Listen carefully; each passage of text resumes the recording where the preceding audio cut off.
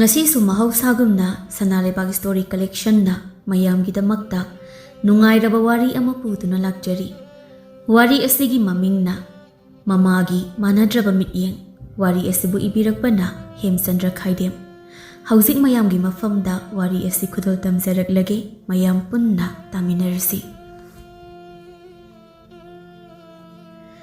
Thaina mamangai taibang kauba khul ama leirami khungangi lamdam oibana mafamdugi mioi adu puksel chawi amana amagi mateng pangnaduna nungsi sanana leiminari mafamdugi mioi singna khucha haibagi nga fabada sizinaba khulai kaya sanari nong magi sangdaba yadraba pochai kaya su puthokli khara amana ngagi farm tawduna hingnabagi jibika oinari khulnduna leiba yaidong khamdongba mioi singi marakta ibohalsu amani laibi ibohalgi loinabini Ma mangaire haiduna ngaksaw thekpini makhoigi mapari ani leirami mapari ahalgi mamingna korau kawi aduga atombana nganba kaurami masa animak mapung mari loina phare nong ma ayuki matamni laibi tumduna leiriba korau bu hawdorei hai korau hawgulo ni thenge hawrani ekhoi mai hawnabi nong he nganbaga hai karino hairi do hawgula haiba Korau hawgalaga yathinjai ama pairaduna pukhriromda satkre. Korau pukhriromda lakpa ubada ibohalna. Nanaudi hawgal hawrabro. Hawgatriba male. Hawdolamba yadro. Ekhoina kawbu phau khumdabaduda. Oh, phare. Nasa singdur. Ahoy babu. Masi hairamnaga korau pukhriromda satkre ibohalsu imunglongda amuk laktuna. Taribra mama. Oh, tari. Kari haige.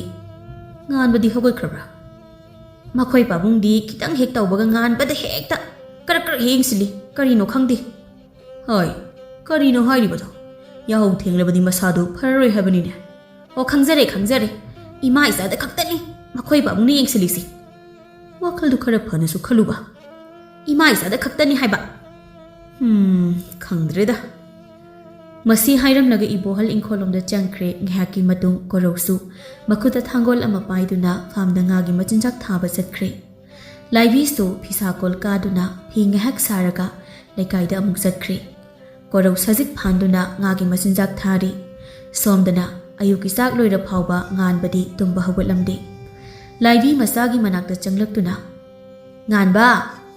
nganbo hawguloni thienge chak loire haibani Napabung na amuk sereklani haiba. Aina tumbase. Nakhoi diam yelabraba. Chalom da time diam da. Napabung na sereklani haibani. Chak su loire haiba. Masana mana kanna tumsin khrabada upai leitraba laibi tumina thoglakle. Laibi masa anigi marakta manaba mityeng na ngasi fawba yengdri. Karigumba asoiba ama lakpada korauda adumak taisili. Nongma masin manaw yam thina khatnarami. Karigumba wahaw amadagini ibo halna masa korau phuraklami aduga hairi nakhoi to iskaino matung to khidra hayo thawjare babu adubu nganbadi wa amata haida mayambada mamit khani yinglaklami mama ngasidi animak chak amata pijaba yar makhoi se yad haiba makhangandaba yaroi dori ngaihaki matung laibina makhoi babung chak loire kamdau sige chatholasi Aisu thaba amasu chatkadaba lei asumna makhoi chak chari laibina nganbabu kausinduna chak chaminari adubu koraudi kananasu kausinbirakhidre mayamna chak chari adubu koraudi tamina pukhri mapanda madong tumin phamduna wakhanda khali asuk tonba aigi punsise ngasi gi taibungsida hingduna lebagi atra thoklibra nongdol thakta maning tamna pairiba cheklagum aisu oiramlabadi kayadu nungaini Hai korau, kai de legi nang bo? Kai hagi babong? Nang ingkol lebak tawbu loirabro. Babong khara watli hore loisilagi. Horen thabak yam lei. Hauji loisilo. Nungsa yamna sare. Hore loisilagi babong. Hai, karino hairi do. Ahal laman gi sinthakta pangkhumda khumli do. Imung dagi laibi na hairakpani korau wa amata hairamda ingkolomda changduna lebak tawkhre. Adubu mama masadi imung changduna pothakhre. Ibohalsu khudai ama pairaduna ukha amada hiptuna pothakre adubu koraudi saraba kalengi maisa marakta ingkho lebak tawri ngaihaki matung lebak tawbu loiraduna famda nga machinjak thaba amuk sakre Nga masinjak thaba loiraduna farmda thabak khara tawramlaga yumda amu halaklami. Adubu yum yaurakpadadi numit pungta takhre. Hai, kai chalui? Ima labuk chalubane. Hoi, oi da banganganu taningdene. Napa bung hanta halakisano banang. Karino imana haidubo. Aise thabak chatpane. Khumlakanu taningge. Nasaktu yeningde. Changkhro chalu. Karino khangre koraugi punsi se. Mamagi minungsi suphang hek phanglaroidra. Ngan badi kamdauri nongmagi chaba chatpa masini. Chatpa yaba chatluraga yumda halaktuna mamada hairi. Ima, akhoi kari injang thongge. Iroli. Namit khudingi iroli si kariginu. Hai, napabung tani tumilayu. Ngayhaki matung chak loiraduna makhoi puna chak chaminari. Ngan bagi chak sarukta ngarau marang kaina hapirami adubu koraugidi ngarauni haiduna ngakha khara hapirami. Hai mama. Karino koraugi ngaraudi kadai. Hapli sidi ubidrabo. Aina haidi fazana hapiba yadro. Ho masingdo suramdraba adugini. Oh, sudra boireko. Aisu hek yenghaudre. Ngan bagida pairiba mayamsina karino. Makhoi papungidi aikhoi ima isada khaktane karak yengsilibasi. Masida thoktanaba haidana hana chanaba kawbasu lakte. Phararoidaba masani. Masi haiduna korau bu saibirei tuminwa amata haizada chak sadunu leizaramba korau wa amata hairamda jariba saksu mapung phana loisinda tumina thokre. Korau magi tumhamda tumina hiptuna lei. Hipna wakhalda sukhali. Aisibu apopi mamagi minungsi phangdraba macha haibada mapuksida oiradra nangairamganiko mama mapagi minungsi tana yomlaga leiriba masasingdo. Wakhal khanna adumak tumthakre mathangi ayukni korau labuk chanaba tholei. Ngasina kadaidana labukta chaluge tawani ma nga masinja khara tharuge tawani. Kumbiranu yare horen aikhoi yumda leiba ngamjaroi. Kaigino ima aina yaroi hadi yararoi. Masi hairaga laibina koraubu imungda insinkhre. Upai leitraba korau phamungda tumin hiptuna lei. Ngaihaki matung ibohal hawalaktuna. Mama Tari bro, aho kai haige. Angang singdi hoga krabo. Khangjadi. Ibohal koraugi manakta laktuna. Korau. Hai korau. Babung kai haige. Hauji pung kya tare. Labung ngahak chalubu sumaya bani. Ahan sari banang nadum tawrabadi. Makha taba singdi kamai tongni.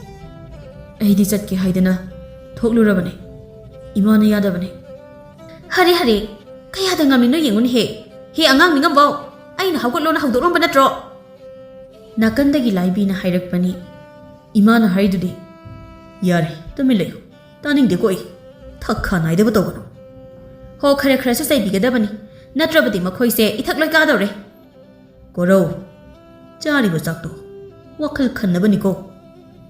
Laibigi lamchat hairabadi karigumba mapana koraubu chairakpa matamda mapagi asawba phathabibagi mahutta hena maichak hapi. Adubu nganbada chaiba matamdadi mahangna hakan changli. Korau inkhalakpagi harau nungaiba haibadu phangjadrabani. Laikaigi ahalsingi matung induna migi khulang leibak honba migi yumda inkhol leibak tawba. Mana angaba thabak thiduna masagi sel kharata oirabasu thoknaba haidana hotnajari. Adubu laibak thibani hotna chamandi ningthina phanglamde. Nong mamigida leibak holuraga yumda halakpani. Mahangna imung changlakpada ibohalna. Hoi, kai chalui? Babung, makharumda yum amagi lebak holubani. Thabak chalunina. Aikhoigi ni ma yengdana chalukona. Babung, ai kaidorage. Migida thabak chalaga. Mina aikhoibu kari hainakhini. Aibu kari ehenba thabak tawkhrage. Kanade. Nangsi nupi thijilasi. Kadaidagi wanuda. Nangi khangnajaba leiragana hairo. Natraga aikhoina sinbada yagadabani. Ai adugumba amta leite. Masi hairamlaga korau tumina chatkre. Ikhang khanghaudana nongma nganba nupi ama yumgi mawoina purakhi ibohal amadi laibi mamau lae khanbada yamna haraujaki. Mathangi ayukni chatnabigi matung inna ibohal laikagi ahal aniga loinana nupi mayumda chatkre. Adubu laibak thibani imung anigi ahal sing yanadradula pinadre. Korau nongmagi matha saba hele ibohal na nupi thinaba kayarak hotnai adubu aremba adum tarami. Korau, nangna pamlisi karino. Aibu kaidorage. Yum palo haibasida ꯀꯌꯥꯔꯛꯅꯣ ꯍꯥꯏꯅꯗꯣꯏꯁꯦ? ꯑꯩꯅ ꯌꯨꯝ ꯄꯥꯟꯗꯅ ꯂꯩꯕꯁꯦ ꯌꯥꯗꯕ꯭ꯔꯣ? ꯌꯥꯗꯦ. ꯑꯩꯅ ꯌꯥꯗꯦ. ꯀꯔꯤꯒꯤ? ꯅꯈꯣꯏꯅ ꯁꯦꯕꯥ ꯑꯃꯨꯛ ꯇꯧꯒꯗꯕ. ꯐꯔꯦ ꯑꯗꯨꯗꯤ ꯑꯩꯈꯣꯏ ꯉꯥꯟꯕꯒꯤ ꯑꯣꯏꯅ ꯊꯤꯔꯁꯤ. ꯋꯥꯔꯤꯁꯤꯗ ꯀꯣꯔꯧ, ꯉꯥꯟꯕ ꯄꯨꯁꯤꯜꯂꯛꯄꯒꯤ ꯃꯊꯧ ꯇꯥꯗꯦꯀꯣ. ꯅꯪꯒꯤ ꯐꯤꯔꯦꯞꯁꯦ ꯀꯔꯤꯅꯣ? ꯄꯥꯕꯨꯡ, ꯉꯁꯤꯗꯤ ꯑꯩꯒꯤ ꯑꯅꯤꯡꯕ ꯑꯄꯥꯝꯕ ꯄꯨꯝꯕ ꯃꯃꯤ ꯁꯥꯝꯈ꯭ꯔꯦ. ꯑꯗꯨꯕꯨ ꯃꯃꯤ ꯁꯥꯝꯗꯕ ꯑꯃꯈꯛ ꯍꯥꯏꯔꯕꯗꯤ ꯃꯃꯥ ꯃꯄꯥꯅ ꯃꯆꯥꯁꯤꯡꯗ ꯌꯦꯡꯕꯤꯕ ꯃꯥꯟꯅꯕ ꯃꯤꯠꯌꯦꯡ. ꯀꯔꯤꯅꯣ ꯅꯪꯅ ꯍꯥꯏꯔꯤꯗꯣ? ꯏꯃꯥꯅ ꯉꯁꯤꯐꯥꯎ ꯑꯩꯈꯣꯏ ꯑꯅꯤꯒꯤ ꯃꯔꯛꯇ ꯃꯤꯠꯌꯦꯡ ꯃꯥꯟꯅꯅ ꯌꯦꯡꯈꯤꯕ ꯌꯥꯎꯈ꯭ꯔꯕ꯭ꯔꯥ? ꯀꯔꯤꯅꯣ ꯍꯥꯏꯔꯤꯕ ꯑꯗꯨꯕꯨ? ꯑꯩꯁꯨ ꯄꯥꯝꯃꯦ ꯃꯃꯥꯒꯤ ꯃꯤꯅꯨꯡꯁꯤ ꯍꯥꯏꯕꯗꯣ. ꯍꯥꯏ, ꯅꯪꯅ ꯍꯥꯏꯔꯤꯗꯣ ꯑꯩ ꯇꯥꯅꯤꯡꯗꯦꯀꯣ. ꯀꯔꯤꯒꯤ ꯇꯥꯅꯤꯡꯗ꯭ꯔꯤꯕ ꯏꯃꯥ? ꯅꯪꯁꯤ ꯅꯆꯥ ꯑꯩꯒꯤꯗꯤ ꯁꯔꯨꯛ ꯌꯥꯎꯗ꯭ꯔꯕ꯭ꯔꯥ ꯏꯃꯥ? ꯑꯁꯨꯝꯅ ꯋꯥꯔꯤ ꯁꯥꯟꯅꯔꯝꯕꯗꯒꯤ ꯈꯪꯍꯧꯗꯅ ꯈꯣꯟ ꯈꯔ ꯀꯟꯈꯠꯅꯔꯛꯏ. ꯑꯗꯨꯕꯨ ꯀꯗꯣꯝꯗꯒꯤꯅꯣ ꯈꯪꯗꯦ ꯉꯥꯟꯕꯅ ꯊꯣꯛꯂꯛꯇꯨꯅ ꯀꯣꯔꯧꯒꯤ ꯃꯃꯥꯏꯗ ꯀꯤꯟꯊꯤꯜꯂꯛꯑꯝꯃꯤ. ꯐꯝꯗꯨꯅ ꯂꯩꯔꯝꯕ ꯀꯣꯔꯧ ꯂꯩꯃꯥꯏꯗ ꯂꯣꯡꯅ ꯇꯥꯔꯝꯃꯤ. ꯉꯥꯟꯕꯅ ꯑꯃꯨꯛꯁꯨ ꯅꯝꯁꯤꯟꯗꯨꯅ ꯐꯨꯔꯛꯂꯝꯃꯤ. ꯁꯥꯎꯅꯤꯡꯕꯅ ꯀꯣꯔꯧꯅꯁꯨ ꯉꯥꯟꯕꯕꯨ ꯐꯨꯔꯛꯂꯝꯃꯤ. ꯑꯁꯨꯝꯅ ꯃꯈꯣꯏ ꯑꯅꯤꯗꯨ ꯐꯨꯅꯔꯛꯂꯝꯃꯤ. ꯂꯥꯏꯕꯤꯅ ꯈꯝꯗꯣꯔꯛꯏ. ꯑꯗꯨꯗꯒꯤ ꯏꯕꯣꯍꯜꯅ ꯀꯣꯔꯧꯗ ꯑꯃꯨꯛ ꯐꯨꯔꯛꯂꯝꯃꯤ. ꯃꯄꯥꯕꯨꯡꯅ ꯐꯨꯔꯛꯄꯒꯤ ꯆꯩꯅꯥꯈꯣꯜ ꯈꯥꯡꯕ ꯉꯝꯗ꯭ꯔꯕ ꯀꯣꯔꯧ ꯀꯞꯇꯨꯅ, ꯄꯥꯕꯨꯡ, ꯉꯁꯤꯗꯤ ꯅꯆꯥ ꯋꯥꯍꯪ ꯑꯃꯇ ꯍꯪꯖꯒꯦ. ꯀꯔꯤꯅꯣ? ꯉꯁꯤꯗꯤ ꯑꯩꯒꯤ ꯑꯄꯣꯛꯄ ꯑꯄꯣꯛꯄꯤꯒꯤ ꯃꯁꯛ ꯇꯥꯛꯄꯤꯌꯨ. ꯃꯗꯨꯒꯤ ꯋꯥꯍꯪꯗꯣ ꯍꯪꯂꯛꯀꯅꯤ ꯍꯥꯏꯕꯁꯦ ꯑꯩꯁꯨ ꯉꯍꯥꯟꯅ ꯈꯪꯂꯕꯅꯤ. ꯃꯇꯥꯡ ꯃꯇꯝꯗ ꯄꯨꯔꯛꯀꯅꯤ. ꯏꯃꯥ ꯄꯥꯕꯨꯡꯅ ꯑꯩꯕꯨ ꯆꯥꯎꯅꯕ ꯌꯣꯛꯄꯤꯔꯛꯄꯒꯤ ꯆꯥꯎꯔꯕ ꯂꯃꯟ ꯑꯃꯗꯤ ꯅꯆꯥꯅ ꯇꯣꯟꯁꯤꯟꯖꯩ. ꯏꯃꯥ ꯄꯥꯕꯨꯡꯒꯤ ꯂꯃꯟꯗꯤ ꯃꯄꯣꯛ ꯇꯔꯦꯠꯇꯁꯨ ꯅꯆꯥ ꯑꯩꯅ ꯁꯤꯡꯕ ꯉꯝꯂꯔꯣꯏ. ꯑꯗꯨꯕꯨ ꯅꯆꯥ ꯑꯩꯁꯨ ꯃꯤꯑꯣꯏꯕ ꯃꯄꯣꯛꯇ ꯄꯣꯛꯂꯨꯕꯅ ꯃꯃꯥ ꯃꯄꯥꯒꯤ ꯃꯤꯅꯨꯡꯁꯤꯗꯕꯨ ꯄꯥꯝꯖꯩ. ꯑꯗꯨꯕꯨ ꯉꯁꯤ ꯐꯥꯎꯕ ꯅꯆꯥꯗꯤ ꯐꯪꯖꯗ꯭ꯔꯦ. ꯌꯥꯔꯦ, ꯅꯪꯒꯤ ꯐꯃꯨꯡꯗ ꯆꯪꯈ꯭ꯔꯣ. ꯉꯁꯤꯗꯤ ꯍꯥꯏꯕꯤꯌꯨ ꯑꯁꯦꯡꯕꯗꯣ. ꯂꯥꯏꯔꯕ ꯑꯇꯣꯟꯕ ꯏꯃꯨꯡ ꯑꯣꯏꯔꯝꯂꯕꯁꯨ ꯆꯔꯥ ꯅꯥꯝꯃꯗ ꯆꯥꯔꯁꯨ ꯃꯈꯣꯏꯒ ꯃꯤꯀꯨꯞ ꯑꯃꯇꯪ ꯍꯔꯥꯎ ꯃꯃꯣꯟ ꯃꯤꯅꯣꯛꯀ ꯂꯣꯏꯅꯅ ꯍꯤꯡꯕ ꯄꯨꯟꯁꯤꯗꯣ ꯑꯩ ꯄꯥꯝꯃꯦ. ꯄꯨꯝꯅꯃꯛꯁꯦ ꯅꯪꯅ ꯌꯨꯝ ꯀꯩ ꯄꯥꯜꯂꯕꯗꯤ ꯂꯣꯏꯅ ꯐꯔꯒꯗꯕꯅꯤ. ꯀꯣꯔꯧ ꯋꯥ ꯑꯃꯇ ꯈꯨꯝꯂꯝꯗ ꯇꯨꯃꯤꯟ ꯍꯧꯒꯠꯇꯨꯅ ꯆꯠꯈ꯭ꯔꯦ. ꯅꯣꯡꯃ ꯅꯨꯃꯤꯗꯥꯡꯒꯤ ꯃꯇꯝꯅꯤ. ꯂꯥꯏꯕꯤꯅ, ꯃꯈꯣꯏ ꯕꯕꯥ, ꯀꯣꯔꯧ, ꯉꯥꯟꯕ ꯆꯥꯛ ꯆꯥꯔꯁꯤ ꯂꯥꯛꯑꯣ. ꯏꯃꯥ, ꯑꯩꯗꯤ ꯆꯥꯅꯤꯡꯗ꯭ꯔꯦ. ꯆꯥꯔꯣꯏꯒꯦ. ꯍꯌꯦꯡ ꯑꯌꯨꯛꯇ ꯆꯔꯥ ꯑꯣꯏꯅ ꯋꯥꯠꯂꯒꯦ. ꯍꯥꯏ, ꯆꯥꯅꯤꯡꯗ꯭ꯔꯕꯗꯤ ꯉꯁꯥꯏꯅ ꯊꯣꯡꯗ꯭ꯔꯤꯉꯩ ꯍꯥꯏꯕ ꯌꯥꯗꯕ꯭ꯔꯥ? ꯑꯔꯦꯝꯕꯗ ꯂꯣꯏꯅ ꯃꯥꯡꯍꯜꯂꯤꯅꯦ ꯁꯦ. ꯏꯃꯥ, ꯑꯩꯒꯤ ꯁꯔꯨꯛꯇꯣ ꯍꯌꯦꯡ ꯑꯌꯨꯛꯀꯤ ꯆꯥꯛꯂꯦꯟ ꯑꯣꯏꯅ ꯆꯥꯔꯒꯦ. ꯍꯣꯏ, ꯌꯥꯔꯦ ꯌꯥꯔꯦ. ꯀꯣꯔꯧꯁꯨ ꯃꯈꯥ ꯇꯥꯔꯛꯇ꯭ꯔꯦ. ꯂꯥꯏꯕꯤꯁꯨ ꯇꯨꯃꯤꯟ ꯂꯩꯈ꯭ꯔꯦ. ꯀꯣꯔꯧꯁꯨ ꯍꯣꯠꯅꯗꯕꯗꯤ ꯅꯠꯇꯦ. ꯑꯗꯨꯕꯨ ꯍꯣꯠꯅꯖꯃꯜꯗꯤ ꯃꯇꯤꯛ ꯆꯥꯅ ꯐꯪꯂꯝꯗꯦ. ꯃꯤꯅꯣꯛ ꯃꯤꯆꯩ ꯈꯥꯡꯕꯅ ꯃꯁꯔꯨꯛ ꯑꯣꯏꯖꯔꯤ. ꯇꯧꯐꯝ ꯈꯪꯗ꯭ꯔꯕ ꯀꯣꯔꯧ ꯌꯨꯝ ꯊꯥꯗꯣꯛꯂꯒꯦ ꯍꯥꯏꯅ ꯂꯦꯞꯂꯦ. ꯀꯅꯥꯁꯨ ꯈꯪꯍꯟꯗ ꯑꯃꯝꯕꯒꯤ ꯇꯥꯟꯖꯥ ꯂꯧꯔꯗꯨꯅ ꯀꯣꯔꯧ ꯌꯨꯝꯗꯒꯤ ꯊꯣꯛꯂꯛꯏ. ꯑꯗꯨꯒ ꯃꯅꯤꯡꯂꯣꯝꯗ ꯂꯥꯛꯂꯝꯃꯤ. ꯂꯥꯏꯕꯤꯁꯨ ꯊꯣꯛꯂꯛꯄꯒ ꯃꯄꯥ ꯃꯄꯥ ꯆꯥꯅꯔꯗꯨꯅ, ꯍꯥꯏ, ꯀꯅꯥꯅꯣ ꯅꯨꯃꯤꯗꯥꯡꯁꯤꯗ ꯑꯗꯨꯗ ꯂꯩꯔꯤꯗꯣ? ꯀꯣꯔꯧ, ꯀꯣꯔꯧ, ꯉꯥꯟꯕ, ꯍꯩ, ꯅꯣꯏꯕꯨ ꯇꯥꯕ꯭ꯔꯅꯦꯍꯦ? ꯅꯣꯏꯕꯨ ꯑꯝꯇ ꯊꯣꯛꯂꯛꯎꯅꯦ. ꯀꯩꯗꯧꯔꯒꯦ ꯏꯃꯥ? ꯇꯨ, ꯑꯁꯤꯗ ꯃꯤ ꯑꯃ ꯆꯠꯂꯤꯁꯤ ꯎꯕ꯭ꯔꯥ? ꯍꯦ, ꯀꯅꯥꯅꯣ? ꯉꯥꯏꯈꯣ. ꯃꯁꯤ ꯍꯥꯏꯔꯒ ꯇꯥꯟꯅꯔꯛꯏ. ꯀꯣꯔꯧꯁꯨ ꯆꯦꯜꯂꯤ. ꯑꯗꯨꯕꯨ ꯉꯥꯟꯕꯅ ꯇꯥꯟꯅꯗꯨꯅ ꯐꯔꯝꯃꯤ. ꯑꯦ, ꯅꯪꯗꯤ ꯅꯨꯃꯤꯗꯥꯡꯁꯤꯗ ꯀꯩꯗꯧꯔꯤꯕ? ꯀꯥꯏ ꯆꯠꯇꯣꯏꯅꯣ? ꯂꯥꯏꯕꯤꯁꯨ ꯆꯦꯟꯁꯤꯜꯂꯛꯇꯨꯅ, ꯍꯔꯦ ꯍꯔꯦ, ꯑꯍꯤꯡꯁꯤꯗ ꯀꯗꯥꯏꯗꯅꯣ ꯆꯠꯅꯕ ꯍꯣꯠꯅꯔꯤꯗꯣ? ꯑꯩꯈꯣꯏꯁꯤꯕꯨ ꯂꯩꯀꯥꯏ ꯃꯤ ꯑꯃꯥꯡꯁꯤꯗ ꯌꯣꯜꯂꯒꯦ ꯈꯜꯂꯕ꯭ꯔꯣ? ꯍꯤꯡꯕꯒꯤ ꯀꯥꯟꯅꯗ꯭ꯔꯕ ꯄꯨꯟꯁꯤꯁꯦ ꯍꯤꯡꯗꯨꯅ ꯂꯩꯕꯒꯤ ꯑꯥꯔꯊ ꯊꯣꯛꯇ꯭ꯔꯦ. ꯃꯈꯥ ꯇꯥꯅ ꯇꯥꯏꯕꯪ ꯀꯨꯝꯕ ꯌꯥꯎꯅꯤꯡꯗ꯭ꯔꯦ ꯏꯃꯥ. ꯉꯥꯟꯕꯗ ꯑꯃꯨꯛ ꯑꯣꯟꯁꯤꯜꯂꯛꯇꯨꯅ, ꯏꯌꯥꯝꯕꯒꯤ ꯉꯥꯟꯕ, ꯅꯪꯗꯤ ꯂꯥꯏꯕꯛ ꯐꯕ ꯑꯣꯏꯌꯨꯀꯣ. ꯏꯃꯥ ꯕꯕꯥꯒ ꯄꯨꯟꯁꯤꯒꯤ ꯀꯥꯏꯅꯒꯅꯨꯀꯣ. ꯃꯈꯣꯏ ꯄꯥꯕꯨꯡ ꯇꯥꯕꯤꯗ꯭ꯔꯕꯣ? ꯑꯝꯇ ꯊꯣꯛꯄꯤꯔꯛꯑꯣ. ꯅꯆꯥꯅꯨꯄꯥꯅ ꯇꯧꯔꯤꯁꯤ ꯌꯦꯡꯉꯣ. ꯏꯕꯣꯍꯜꯁꯨ ꯊꯣꯛꯂꯛꯇꯨꯅ, ꯍꯣꯏ, ꯀꯩꯗꯧꯅꯔꯦ? ꯇꯨ ꯌꯦꯡꯉꯣ, ꯌꯨꯝ ꯊꯥꯗꯣꯛꯂꯒ ꯆꯠꯂꯅꯤꯅ ꯇꯧꯔꯝꯂꯤꯕꯁꯤꯅꯤ. ꯀꯣꯔꯧ, ꯀꯔꯤꯅꯣ ꯍꯥꯏꯔꯤꯕꯁꯦ? ꯄꯥꯕꯨꯡ, ꯅꯆꯥ ꯌꯨꯝ ꯑꯁꯤ ꯊꯥꯗꯣꯛꯇꯨꯅ ꯆꯠꯆꯔꯒꯦ. ꯑꯩꯒꯤꯅꯦ ꯍꯥꯏꯗꯨꯅ ꯀꯅꯥꯁꯨ ꯂꯩꯇ꯭ꯔꯕ ꯃꯐꯝꯁꯤꯗ ꯑꯩꯅ ꯂꯩꯔꯨꯕꯒꯤ ꯑꯥꯔꯊ ꯌꯥꯎꯗ꯭ꯔꯦ. ꯀꯔꯤꯒꯨꯝꯕ ꯃꯄꯣꯛ ꯑꯃ ꯍꯥꯏꯕꯗꯨꯅ ꯂꯩꯔꯝꯂꯕꯗꯤ ꯃꯄꯣꯛꯇꯨꯅ ꯑꯩꯁꯨ ꯏꯃꯥ ꯄꯥꯕꯨꯡꯅ ꯈ꯭ꯋꯥꯏꯗꯒꯤ ꯅꯨꯡꯁꯤꯕ ꯍꯥꯏꯕ ꯃꯆꯥꯗꯣ ꯑꯩ ꯁꯣꯏꯕ ꯐꯪꯖꯒꯦꯀꯣ. ꯀꯣꯔꯧ, ꯌꯥꯔꯦ ꯆꯪꯈ꯭ꯔꯣ. ꯅꯁꯛꯇꯨ ꯌꯦꯡꯅꯤꯡꯗꯦ. ꯃꯊꯪꯒꯤ ꯑꯌꯨꯛꯅꯤ. Laibi amadi ibohal tanaduna Koraubu nupi thinaba hotnari. Makhoi papung mathak leikaigi ise ibele hoigi angang-duni. Itayma ibele hoigi angang haibadi Leksna-dura. Hoi Leksna-do ima oinaba aina hainaduna thamlabani. Fare aduma hekta tawrasi. Nongmagi namitni Korau imungdagi tholai. Kadaidano Korau?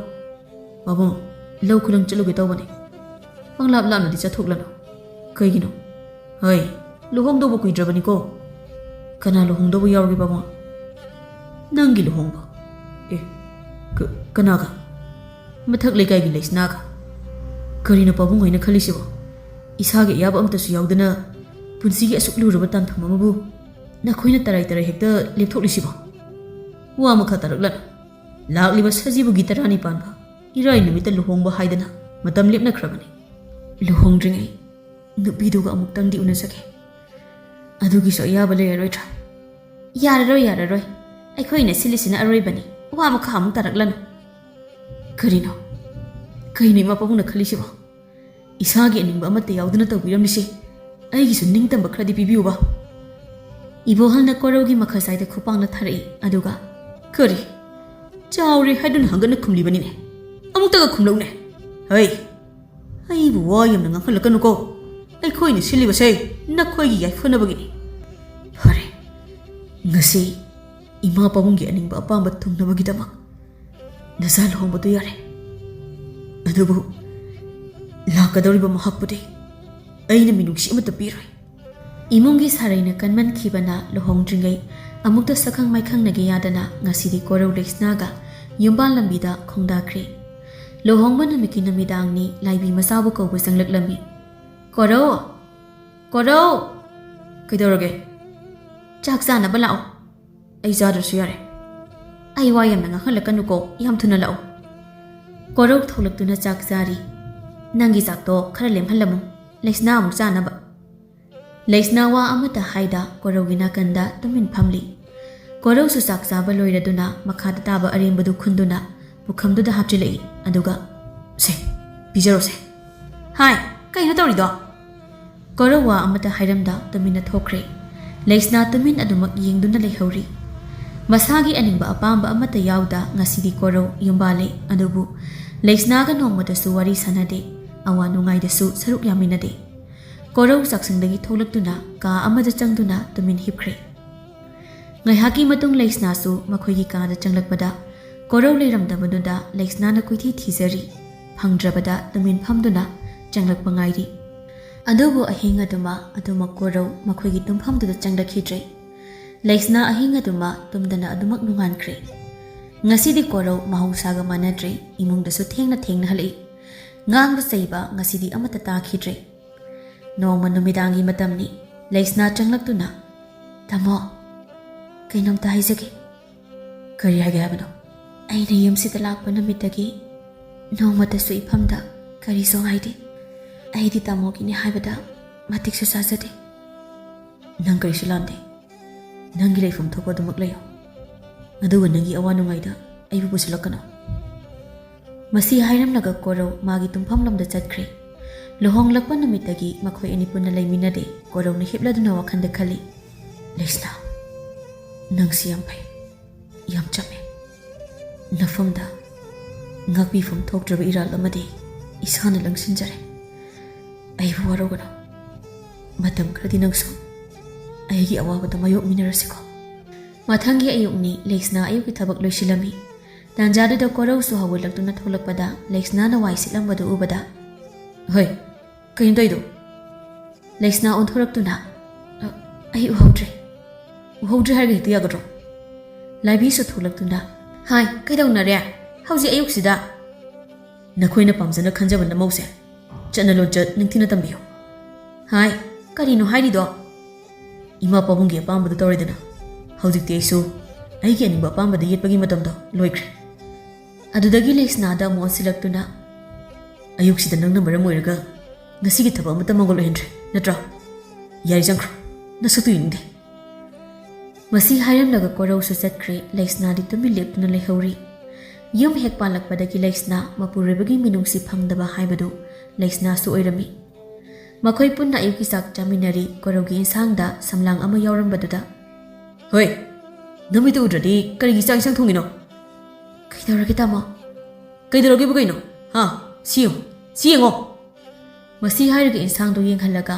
ꯃꯃꯥꯏꯗ ꯏꯟꯁꯥꯡ ꯑꯗꯨ ꯍꯩꯖꯤꯜꯂꯛꯏ ꯑꯗꯨ ꯑꯣꯏꯗꯤ ꯑꯣꯏꯔꯝꯃꯅꯤꯅꯦ ꯍꯥ ꯂꯩꯁꯅꯥ ꯃꯃꯤꯠ ꯊꯨꯞꯂꯗꯨꯅ ꯀꯣꯏꯆꯦꯟ ꯆꯦꯜꯂꯤ ꯆꯥꯛ ꯆꯥꯗꯨꯅ ꯂꯩꯔꯝꯕ ꯏꯕꯣꯍꯜꯅ ꯍꯣꯏ ꯀꯔꯤꯅꯣ ꯇꯧꯔꯤꯗꯣ ꯉꯥꯎꯔꯕ꯭ꯔꯥ ꯅꯪꯕꯣ ꯑꯩꯒꯤ ꯅꯨꯄꯤꯕꯨ ꯋꯥꯔꯛꯆꯕꯅꯦ ꯀꯣꯔꯧ ꯄꯥꯕꯨꯡꯒꯨꯝꯅ ꯏꯃꯥꯒꯤ ꯃꯈꯥꯗ ꯂꯩꯕꯗꯣ ꯑꯩꯗꯤ ꯄꯥꯝꯖꯗꯦ ꯍꯥꯏ ꯀꯩꯅꯣ ꯍꯥꯏꯔꯤꯗꯣ ꯆꯥꯛ ꯏꯟꯁꯥꯡ ꯊꯣꯡꯕꯗ ꯐꯖꯅ ꯌꯦꯡꯂꯒ ꯊꯣꯡꯅꯕ ꯍꯣꯠꯅꯧ ꯑꯩꯕꯨ ꯋꯥ ꯌꯥꯝꯅ ꯉꯥꯡꯍꯟꯒꯅꯨ ꯆꯥꯛꯁꯪꯗꯨ ꯃꯄꯨꯡ ꯆꯥꯏꯔꯝꯃꯤ ꯉꯥꯟꯕꯁꯨ ꯆꯪꯂꯛꯇꯨꯅ ꯀꯩꯅꯣ ꯇꯧꯔꯤꯗꯨꯕꯣ ꯃꯁꯤ ꯍꯥꯏꯔꯒ ꯃꯌꯥꯝꯕꯗ ꯈꯨꯠ ꯊꯥꯒꯦ ꯇꯧꯔꯛꯏ ꯀꯣꯔꯧꯅ ꯃꯈꯨꯠꯇꯨ ꯐꯥꯔꯒ ꯉꯥꯟꯕꯒꯤ ꯃꯈꯖꯥꯏꯗ ꯈꯨꯄꯥꯛꯅ ꯊꯥꯔꯛꯏ ꯑꯗꯨꯗꯒꯤ ꯉꯥꯟꯕꯒꯤ ꯃꯈꯨꯠ ꯊꯨꯗꯦꯛꯈ꯭ꯔꯦ ꯉꯁꯤꯗꯤ ꯏꯃꯨꯡꯁꯤ ꯂꯥꯟꯖꯥꯎ ꯑꯃ ꯍꯥꯏꯕꯗꯨ ꯑꯣꯏꯔꯦ ꯑꯗꯨꯒ ꯃꯆꯤꯟꯗ ꯉꯪꯂꯗꯨꯅ ꯈꯪꯕꯅ ꯊꯛꯈꯥ ꯈꯪꯗꯕ ꯏꯃꯥ ꯕꯕꯥꯒꯤ ꯃꯔꯝꯗ ꯅꯪꯅ ꯅꯥꯄꯜ ꯇꯧꯕ ꯑꯩꯅ ꯇꯨꯃꯤꯟ ꯂꯩꯕꯁꯤꯗ ꯌꯥꯔꯅꯤ ꯍꯥꯏꯗꯨꯅ ꯊꯛꯀꯥꯒꯦ ꯈꯟꯒꯅꯨ ꯑꯗꯨꯒ ꯏꯃꯥ ꯕꯕꯥꯁꯨ ꯉꯁꯤꯗꯤ ꯑꯩ ꯋꯥ ꯍꯥꯏꯒꯦ ꯈꯔ ꯇꯥꯕꯤꯌꯨ ꯉꯁꯤꯗꯒꯤ ꯑꯩ ꯅꯈꯣꯏꯒ ꯄꯨꯟꯅꯁꯨ ꯂꯩꯃꯤꯟꯅꯔꯔꯣꯏ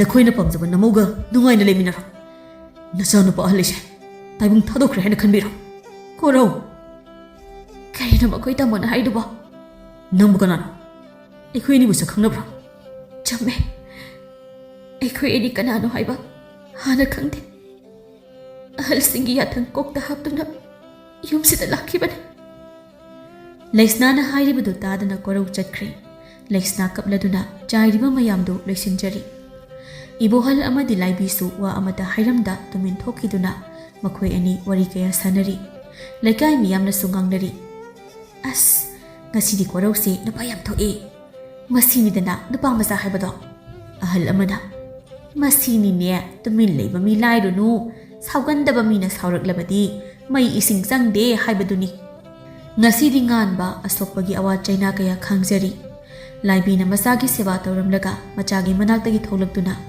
ꯏꯕꯣꯍꯜꯒꯤ ꯃꯅꯥꯛꯇ ꯑꯃꯨꯛ ꯂꯥꯛꯇꯨꯅ ꯑꯁꯣꯛꯄꯗꯨ ꯍꯤꯒꯥꯏ ꯌꯩꯕꯤꯔꯤ ꯃꯃꯥ ꯅꯪ ꯑꯩꯒꯤ ꯃꯃꯥꯡ ꯊꯛꯇ ꯂꯪꯖꯈꯤꯕ ꯏꯔꯥꯜ ꯀꯌꯥꯒꯤ ꯃꯍꯩꯅꯤ ꯉꯁꯤ ꯑꯩꯈꯣꯏꯅ ꯐꯪꯂꯤꯕꯁꯦ ꯋꯥꯔꯧꯗꯦ ꯏꯆꯥꯒꯤ ꯃꯐꯝꯗ ꯑꯗꯨꯕꯨ ꯃꯔꯥꯏꯕꯛ ꯊꯤꯔꯕ ꯏꯃꯧ ꯑꯁꯤꯒꯤ ꯈꯟꯕꯗ ꯋꯥꯗꯕ ꯉꯝꯗꯦ ꯄꯨꯝꯅꯃꯛꯁꯦ ꯑꯩꯒꯤ ꯏꯔꯥꯜꯅꯤ ꯑꯩꯅ ꯃꯃꯥ ꯑꯃ ꯑꯣꯏꯔꯒ ꯏꯆꯥꯁꯤꯡꯒꯤ ꯃꯔꯛꯇ ꯃꯥꯟꯅꯕ ꯃꯤꯠꯌꯦꯡꯅ ꯌꯦꯡꯕ ꯉꯝꯂꯨꯗꯕꯤ ꯑꯩꯒꯤ ꯑꯔꯥꯟꯕꯅꯤ ꯉꯁꯤꯗꯤ ꯏꯁꯥꯒꯤ ꯑꯁꯣꯏꯕ ꯏꯁꯥꯅ ꯈꯪꯖꯔꯦ ꯃꯈꯣꯏ ꯄꯥꯕꯨꯡ ꯃꯄꯨꯔꯣꯏꯕꯅ ꯊꯑꯣꯏꯕꯤꯗ꯭ꯔꯕꯤ ꯂꯩꯁꯅꯥ ꯃꯆꯤ ꯃꯆꯤ ꯇꯨꯃꯤꯟ ꯇꯨꯃꯤꯟ ꯎꯪꯗꯨꯅ ꯐꯝꯂꯤ ꯇꯨꯃꯤꯟ ꯐꯝꯂꯗꯨꯅ ꯋꯥꯈꯜꯗ ꯈꯜꯂꯤ ꯑꯩꯁꯤꯕꯨ ꯃꯃꯥꯡꯒꯤ ꯃꯄꯣꯛꯇ ꯀꯔꯤ ꯏꯔꯥꯜ ꯂꯪꯖꯔꯨꯕꯒꯤꯅꯣ ꯍꯟꯗꯛꯀꯤ ꯃꯄꯣꯛꯁꯤꯗ ꯑꯩꯕꯨ ꯑꯁꯨꯛ ꯑꯠꯄꯤꯔꯤꯕ ꯑꯁꯤꯕꯨ ꯏꯃꯥ ꯄꯥꯕꯨꯡ ꯅꯈꯣꯏ ꯑꯅꯤꯕꯨ ꯅꯆꯥꯒꯤ ꯏꯊꯧꯁꯤ ꯌꯦꯡꯕ ꯉꯝꯂꯤꯕ꯭ꯔꯥ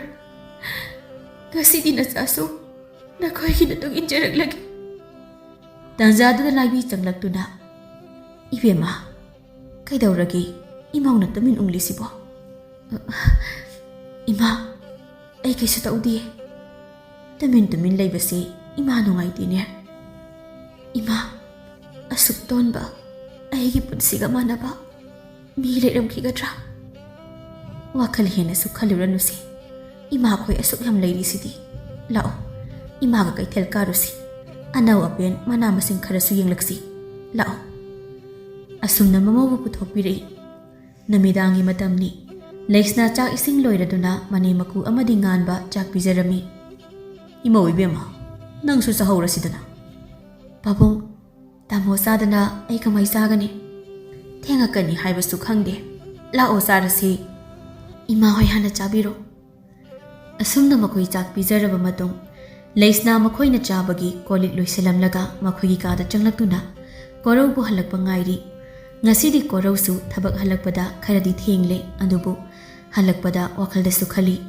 ꯉꯁꯤꯗꯒꯤꯗꯤ ꯂꯩꯁꯅꯥꯁꯦ ꯑꯩꯅ ꯅꯨꯡꯉꯥꯏꯅ ꯊꯝꯕꯤꯔꯒꯦ ꯑꯩꯅ ꯃꯐꯝꯗ ꯎꯠꯄꯤꯕꯁꯦ ꯍꯦꯟꯃꯟꯈ꯭ꯔꯦ ꯑꯁꯨꯝ ꯂꯥꯛꯄꯅ ꯌꯨꯝ ꯌꯧꯔꯛꯂꯗꯨꯅ ꯏꯃꯨꯡꯗ ꯆꯪꯂꯛꯏ ꯀꯣꯔꯧ ꯆꯪꯂꯛꯄ ꯎꯕꯗ ꯃꯈꯣꯏ ꯇꯥꯃꯣ ꯆꯥꯛ ꯊꯥꯡꯗꯣꯛꯆꯔꯛꯂꯒꯦ ꯅꯪꯗꯤ ꯆꯥꯔꯕꯣ ꯆꯥꯗ꯭ꯔꯤ ꯆꯥꯔꯁꯦ ꯑꯗꯨꯗꯤ ꯁꯤꯗ ꯂꯩꯔꯝꯃꯣ ꯑꯩ ꯆꯥꯛ ꯂꯧꯔꯨꯈꯤꯒꯦ ꯃꯁꯤ ꯍꯥꯏꯔꯝꯂꯒ ꯆꯥꯛꯁꯪꯗꯒꯤ ꯆꯥꯛꯂꯨꯛ ꯑꯅꯤ ꯄꯨꯔꯛꯂꯗꯨꯅ ꯀꯣꯔꯧ ꯃꯈꯣꯏꯒꯤ ꯀꯥꯗ ꯆꯪꯂꯛꯂꯝꯃꯤ Koraugi mataudu ubada Laisna tingak yengli karigisu yengloi Korauna asumna taurakpasi chahi anigi matungdani Charsilau Makhoi tamo hana chabiro Puna charsilau ahal lamangi chanabi kaheningde Se ai zakhom mahuklage laugo Masi hairaga korau zakhom amahukri aduga lau jarase Asumna makhoi ani chak chaminari chak chaba loiraduna korauna Laisna kai haiga Nang aibu waruribra Dawan badagi tolabi mapoksina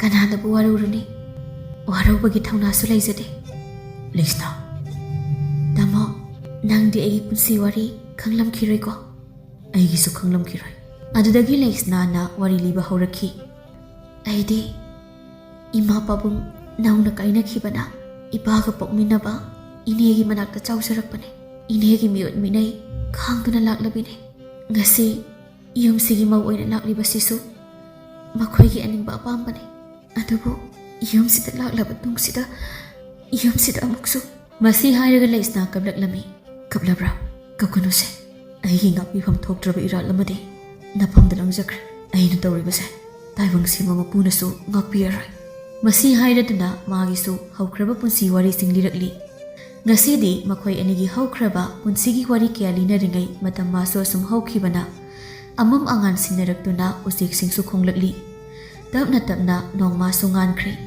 Ngasi su mahosagum miyamangdadi Laisnabu luna kishu tawbide Matamgi khongsati leptabana nganbasu nupi thire Mama mapana luna tawjaraklabasu ngasidi nganbana mama mapabu thawsabidre Masagi maong matauda mama mapa oiriba makhoidi penjadre Kebi nganbagi loinabini Ngasidi magi haibadu oirabanina tongan chanare nganbana atolatang oibana mapa mamaga punna leiminari Nong maayuki matamni laibina Nganba Imaw hawatkrabo Imaw za thakningeda Hawatida Kadaidagi nong anbada ngairi Nganba Nong hek nganbaga chagiga thakiga Puthanga manatida Imana polise ai khakta nati Ikoi tasawdu su khara hayo Nangi damang taniko Aikoi na wazarakhibada Adubo ngasi Angal mayeng taraba ikoi budi Namana pani hainingdre natra Karino Nong hek nganbaga Sau